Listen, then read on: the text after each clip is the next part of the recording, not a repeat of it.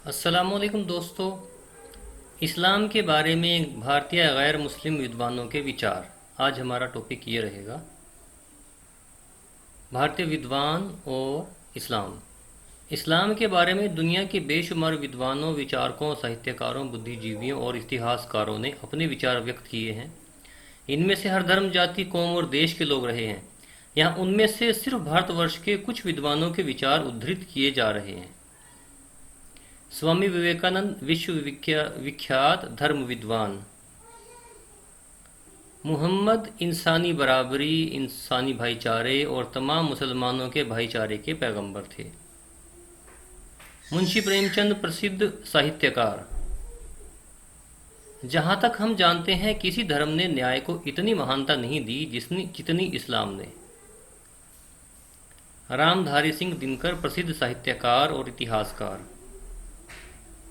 जब इस्लाम आया, उसे देश में फैलने में देर नहीं लगी।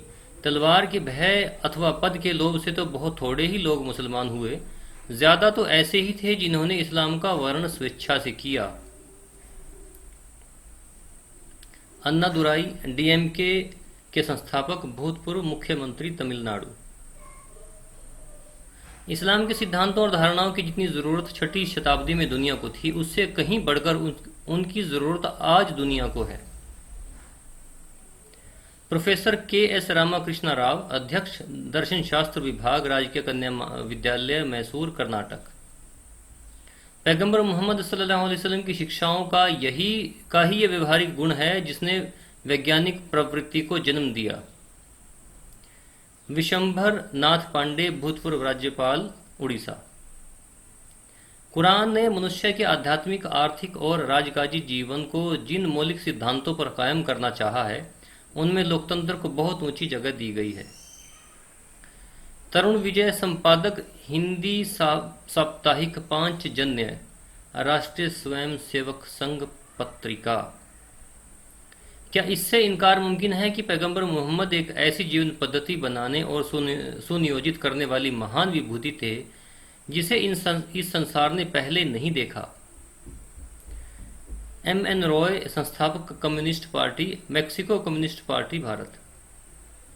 इस्लाम के एकेश्वरवाद के प्रति अरब के बद्दुओं के दृढ़ विश्वास ने न केवल कबीलों के बुतों को ध्वस्त कर दिया, बल्कि वे इतिहास में एक ऐसी अजय शक्ति बनकर उभरे जिसने मानवता को बुत परस्ती की लानत से छुटकारा दिलाया। पेरियार ई.वी. रामस्वामी, द्रविड़ प्रबुद्ध विचारक, पत्रकार, समाजसेवक। हमारा शूद्र होना एक भयंकर रोग है। ये कैंसर जैसा है।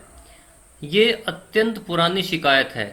इसकी केवल एक ही दवा है और वो है इस्लाम। डॉक्टर भीमराव अंबेडकर, बैरिस्टर, अध्यक्ष, संविधान निर्मात्री सभा। इस्लाम धर्म संपूर्ण एवं सार्वभौमिक धर्म है जो कि अपने सभी अनुयायियों से समानता का व्यवहार करता है। किसी भी चीज को चखे बिना उसके स्वाद पर कोई बात करना मूर्खता का परिचय देना है।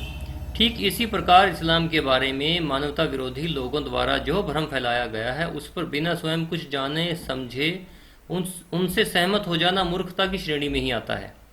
हालांकि हम इस्लाम के बारे में जिन लोगों की बातों में आकर आंख बंद करके विश्वास कर रहे हैं, उन लोगों की बात हम अपने सांसारिक मामलों में नहीं करते।